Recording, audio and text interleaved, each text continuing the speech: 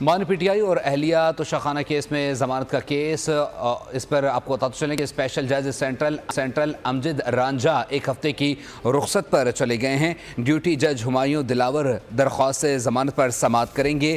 سماعت کا احوال مزید جان لیتے ہیں ذوالقرنین اقبال سے۔ ذوالقرنین، اپڈیٹ کیجیے گا۔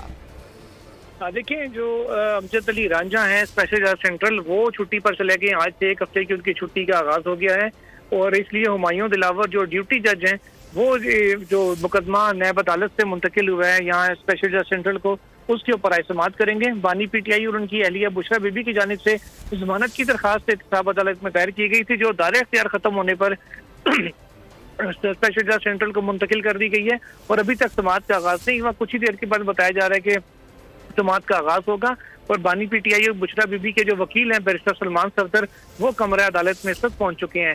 ہمایوں دلاور کافی عرصے سے تنقید کی زد میں بھی رہے ہیں پاکستان تحریک انصاف کی جانب سے، کیونکہ 5 اگست کو الیکشن کمیشن کی جانب سے جو مقدمہ درج کروایا گیا تھا، اس میں بانی پی ٹی آئی کی سب سے پہلی جو گرفتاری ہوئی تھی وہ ہمایوں دلاور کی جانب سے سزا سنانے پر ہی ہوئی تھی۔ تو وہی ہمایوں دلاور آج دوبارہ جو بانی پی ٹی آئی اور بشرا بی بی ہیں ان کے مقدمے کی سماعت کر رہے ہیں۔ جی بہت شکریہ ذوالقرنین اقبال اپڈیٹ کرنے کے لیے۔